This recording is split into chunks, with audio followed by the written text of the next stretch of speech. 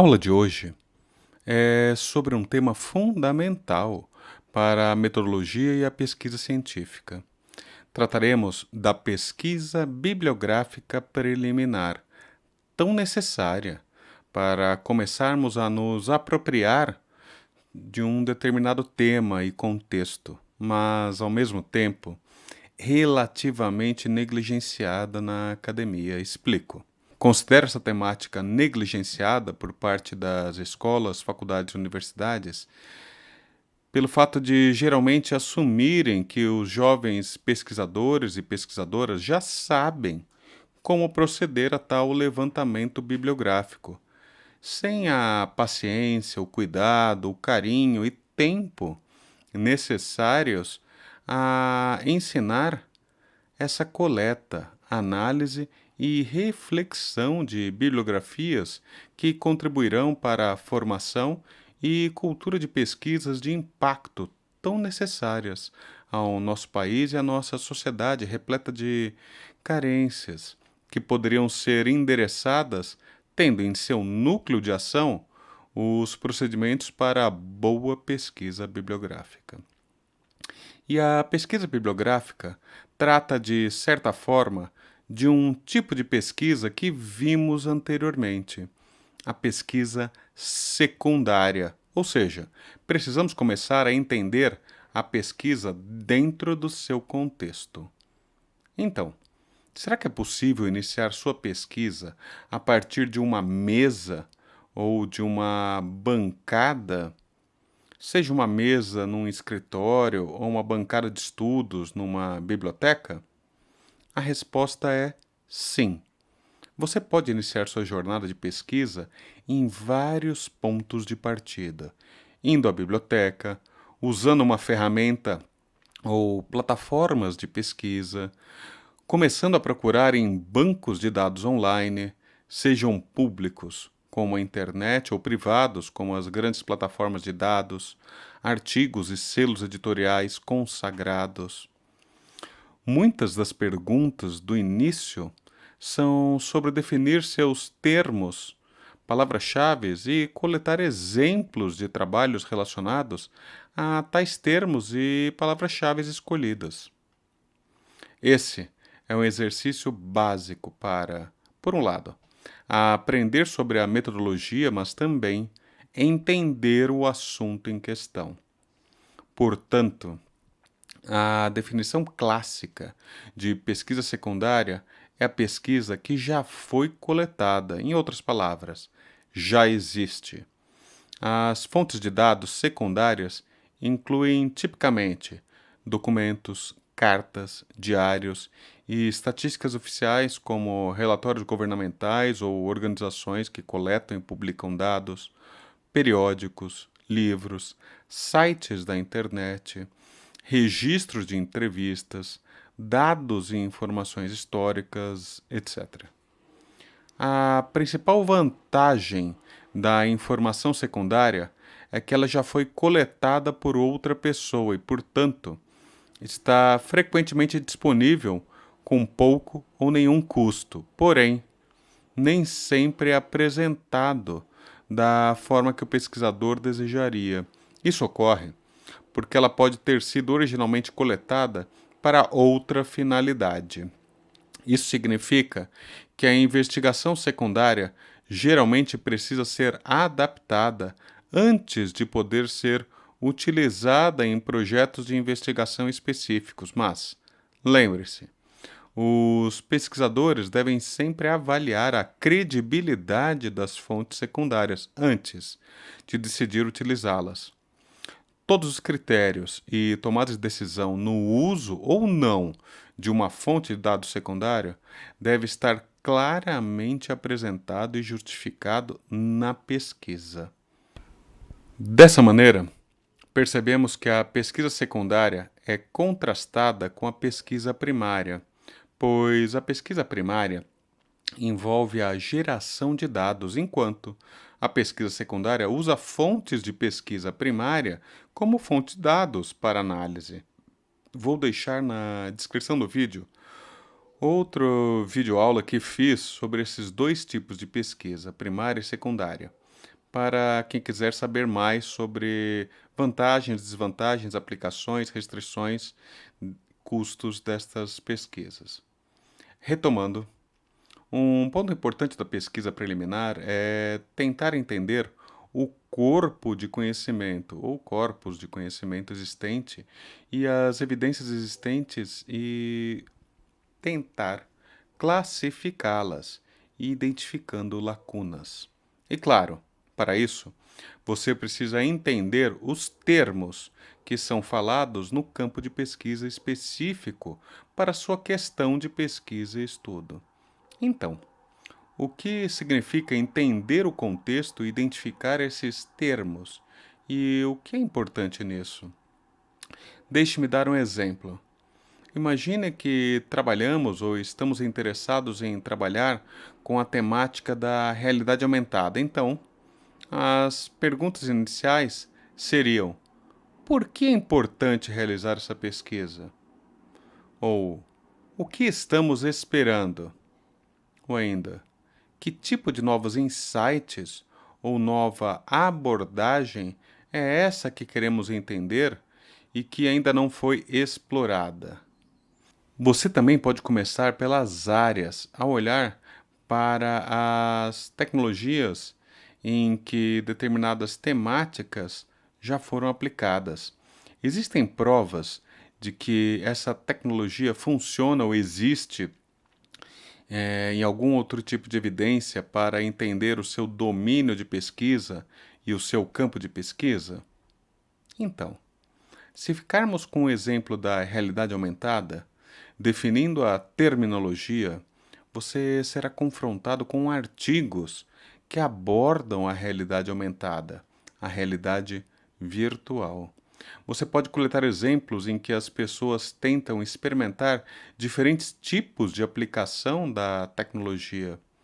E você provavelmente deve abordá-los também, considerando o valor agregado e a motivação por trás da realidade aumentada.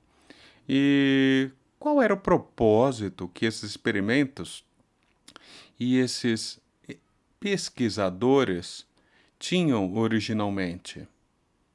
Explorar o contexto também ajudará você a entender o estado atual da tecnologia e o que é possível, o que não é possível. E percebam, esses dois últimos pontos são os mais importantes. Afinal, compreender qual era o propósito por trás desses artigos, fontes e experimentações que você encontrou acerca desse tema, entendendo o que motivou pesquisadores e pesquisadoras antes de você sobre o tema, pode ajudar você a compreender eventuais vieses de pesquisa e tentar evitá-los ou tratá-los adequadamente. Exemplo: num passado não tão distante, não é incomum encontrarmos artigos e divulgações científicas relativizando o dano dos efeitos do cigarro e do tabaco no corpo, a partir de estudos, experimentos financiados pela própria indústria do tabaco. E esse não é o único exemplo de possível viés. Mais recentemente, encontramos centenas de artigos e pesquisas acerca de benefícios de determinados medicamentos, cujas pesquisas que originaram tais artigos foram patrocinadas pelos mesmos laboratórios farmacêuticos que produziram e produzem tais drogas. Ou seja, encontramos farto material que denota algum cuidado e talvez até algum viés. Outro exemplo aparece sob a forma de estudos sociais, a partir de supostas evidências extraídas de bolhas de redes sociais, formadas por indivíduos que comungam das mesmas matizes ideológicas ou dos mesmos pré-conceitos acerca de determinadas ocorrências. Notem que todas essas nuances precisam ser levadas em consideração no seu estudo preliminar para delimitar adequadamente o corpo de conhecimento disponível acerca do seu tema de interesse. Levando tudo isso em consideração e, por causa disso, uma dúvida emerge: como explorar o contexto? E uma resposta possível é: compreendendo o passado, o presente e buscando agendas e tendências futuras da sua temática.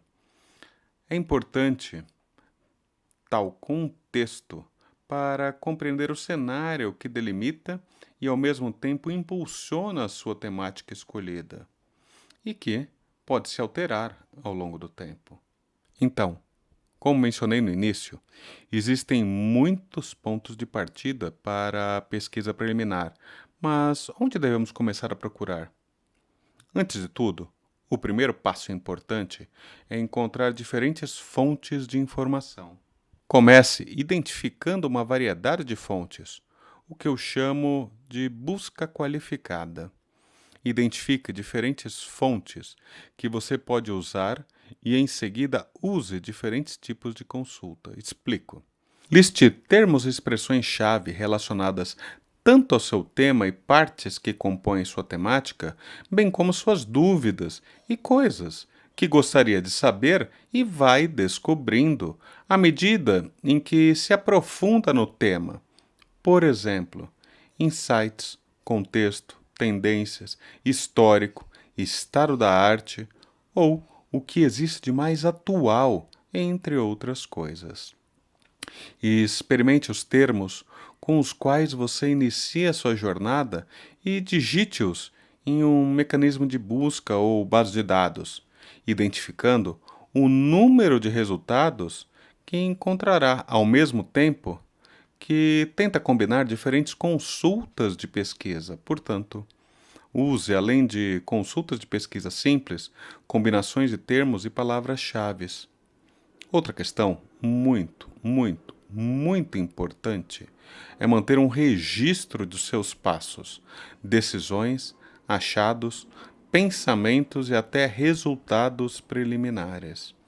Esse registro, que num primeiro momento não precisa ser organizado por temas, assuntos nem categorias, permitirá um repositório de todas as suas ideias e descobertas. Eu gosto de chamar isso de diário de bordo ou logbook. Manter um diário de bordo lhe ajudará no momento em que achar que possui massa crítica para iniciar a redação da sua pesquisa. Você pode fazer isso em um documento de texto simples, em uma planilha, ou mesmo num bloco de notas digital ou até em papel, como for melhor para você. Você também verá exemplos disso, mas é importante documentar sua jornada, porque, posteriormente, na fase de disseminação do conhecimento, de publicação, esses dados serão muito valiosos. Também para ver como sua terminologia se desenvolveu e evoluiu, e você pode usá-la nessas publicações.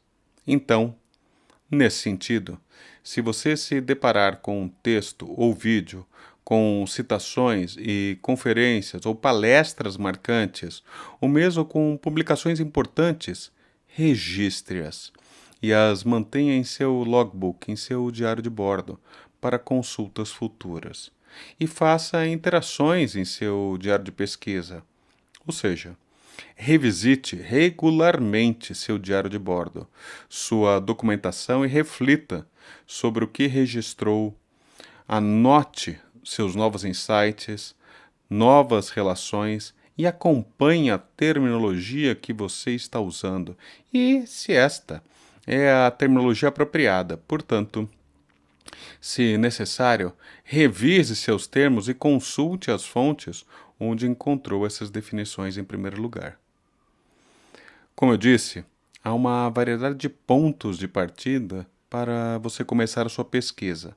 Pode ser em um dicionário, em jornais, revistas especializadas, relatórios temáticos Ou pode pesquisar na internet, usar mecanismos de pesquisa e base de dados, ou ainda em organizações de referência global, como o Banco Mundial, ONU, OECD, comitês temáticos da União Europeia, e bibliotecas famosas, muitas das quais com parte do seu acervo público e gratuito digitalmente, como a LOC, a Library of Congress, que é a Biblioteca do Congresso Norte-Americano, ou a Biblioteca de Documentos da Royal Society, que é a Academia Real Inglesa de Ciências e Descobertas, entre muitas outras fontes.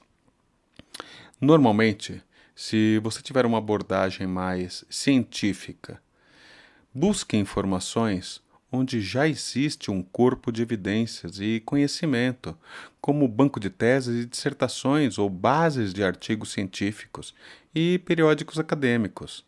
Nesses locais, você encontrará material relevante e já pré-selecionado. Não descarte também consultar eventos acadêmicos e congressos e encontros científicos dentro de alguns domínios e temáticas que são fontes igualmente valiosas para identificar o estado da arte, ou seja, o que há de mais atual na agenda dos pesquisadores e formadores de opinião acerca deste corpus de conhecimento, e será muito útil para a sua pesquisa. Depois de algum tempo, não muito longo, você será capaz de evoluir seus termos-chaves com mais profundidade, além de preencher várias páginas do seu diário de bordo com informação relevante e qualificada sobre a sua pesquisa, seus interesses e contexto. Nesse momento, sua pesquisa começa a ganhar massa muscular, massa crítica, que lhe permitirá identificar fontes de informação, também na revisão da literatura mais adiante. Mas aí vem uma dica importante. Nesse momento, você pode ficar com a sensação de que precisa ou tem que ler absolutamente tudo o que aparece na sua frente, relacionado ao seu tema, e não é bem assim. Você precisa primeiro reaprender a ler, antes escolhendo onde dedicar suas energias, para então ler com muita atenção e detalhes, registrando a leitura em seu diário de bordo. Nesse momento, seu diário de bordo muda de nível, evolui, e você passa a escolher muito bem o que vale a pena ser registrado. Afinal, você já rompeu o que eu chamo de zona de rebentação bibliográfica e sabe o que exatamente deve procurar. Você já possui o conhecimento prévio acerca das condições de contorno e contexto da sua pesquisa e o que deseja é aprofundá-la e qualificá-la com fontes mais robustas. Uma dica nessa fase é evoluir da pesquisa simples para uma avançada, seja na internet, nas bases de busca, nas bibliotecas, preenchendo os campos de busca com título, palavras-chave, período e resumo. Digamos que a partir daí você identificou cerca de, por exemplo, 257 artigos científicos. Então, você não faz uma leitura de cada texto completa e detalhada num primeiro momento, porque isso tornaria sua revisão preliminar muito mais complexa e desnecessariamente demorada. Faça uma varredura rápida do abstract do resumo, lendo com atenção as conclusões e introdução de cada artigo. Se julgar interessante e pertinente à sua temática, separe-o para lê-lo e registrá-lo em seu diário de bordo, fazendo anotações curtas sobre as descobertas e abordagens metodológicas que o impressionaram em cada artigo.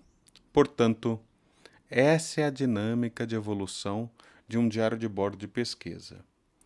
Dou-lhe um exemplo de algumas informações também adicionais que você pode obter a partir dessas consultas e pesquisas. E a isso, vamos a um exemplo que começamos a tratar anteriormente: realidade aumentada. Começo com uma pesquisa no Google Scholar, que é o Google acadêmico, digitando Augmented Reality. Uma das observações interessantes a partir da saída de resultados do Google Scholar, do Google Acadêmico, que você pode fazer é, a partir dessa pesquisa, a base de dados nos dá uma lista de artigos. E uma das observações interessantes que você pode fazer é por quantos autores um artigo foi citado. Então, você vê o primeiro artigo de pesquisa de realidade aumentada, que foi mais de 16 mil vezes citado por outros autores e autoras como uma de suas fontes secundárias de informação, o que, na verdade, é um número bastante grande. Isso não significa automaticamente que é bom para a sua pesquisa, mas foi tão citado que não pode ser ignorado por você e precisa ser separado para leitura e eventual registro no diário de bordo. Outra coisa que percebemos, além do número de vezes que o artigo foi citado, é seu ano de publicação. No caso desse artigo, citado mais de 16 mil vezes, ele foi publicado em 1997, o que não faz dele um artigo atual, nem esteja na fronteira do conhecimento, ou seja, o estado da arte do tema. Existem artigos bem mais atuais, mas parece ser uns artigos de data mais antiga, e isso poderia torná-lo um marco para entender essa temática e, quem sabe, com mais alguma análise e aprofundamento, podemos até chegar à conclusão de que se trata de um artigo seminal do tema, ou seja, um dos primeiros a ser publicado sobre essa temática. Por isso, vale a pena investigar e verificar as próprias referências que esse artigo de 1997 cita no seu corpo de desenvolvimento. E o que eu quero dizer com verificar as próprias referências que esse artigo cita? Nada mais é do que separarmos o artigo para uma leitura mais cautelosa, observando quais foram, por sua vez, os autores, artigos e pesquisas que o próprio autor desse artigo de 97 usou como fonte bibliográfica.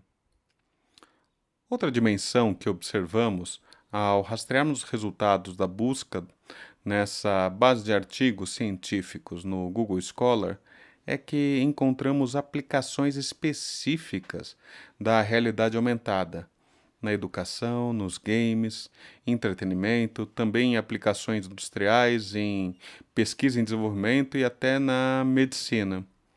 Dessa maneira, fica evidente que estudos de revisão semelhantes nos ajudam também a entender o domínio e o escopo de um determinado tema. Em segundo lugar, em alguns casos, é realmente interessante observar a distribuição das publicações ao longo do tempo, ao longo dos anos, o que também nos remete à nossa própria revisão da literatura. Então, por exemplo, se observarmos que muitas publicações já foram feitas em quantidade crescente nos anos recentes, isso é bem bacana, pois em alguns casos, como nesse tema de realidade aumentada, se você voltasse no tempo, provavelmente veria um número crescente à medida que o tópico se torna mais e mais popular. Ou seja, à medida que o tempo passa, mais artigos são publicados ao longo dos anos. Mas às vezes você também vê e se depara com distribuições não crescentes ou mesmo ciclos alternados, dependendo do tema. E tal distribuição pode ser um insight poderoso. Afinal, por que o interesse num tema está crescendo ou decrescendo? Quais eventos estão relacionados a isso? Será que existe uma proposta de agenda futura para seu tema? Ou como esse tema pode evoluir ao longo do tempo? E por último, mas não menos importante, mencionei que nas fontes os locais são importantes. Então, para definir a terminologia aqui, você pode encontrar um simpósio internacional sobre realidade aumentada ou um artigo sobre o tema publicado num periódico acadêmico de alto impacto e respeito, como por exemplo a revista Nature.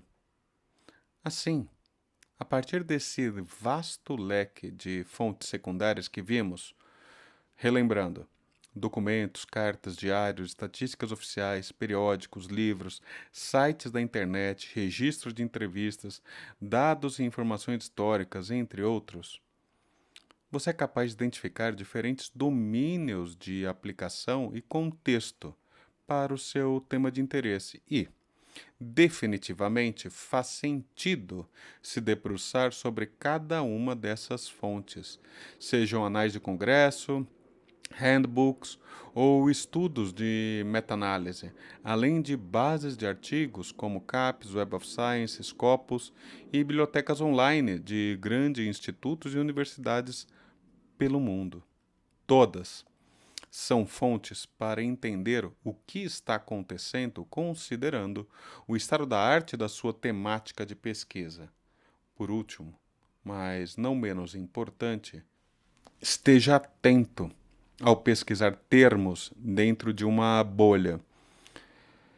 Use mecanismos de pesquisa diferentes em aparelhos e computadores diversos.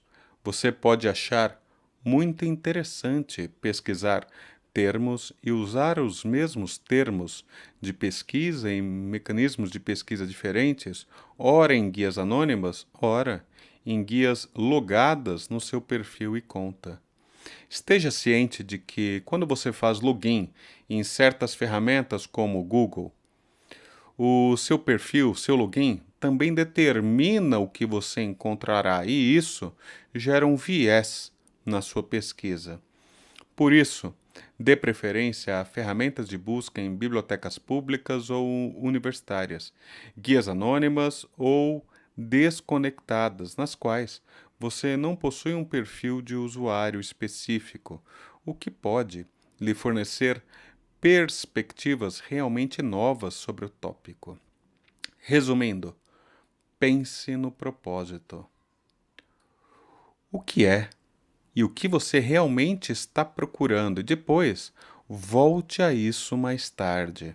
Tente entender a terminologia, o estado da arte e o contexto de aplicação onde o seu tópico de pesquisa foi aplicado. Use bancos de dados, Google e similares, e esteja ciente do efeito bolha nos resultados de busca. Use sistemas de busca diferentes, então procure por termos-chave simples e combinações complexas desses termos. E por último, documente suas explorações em um diário de bordo, refletindo regularmente sobre ele.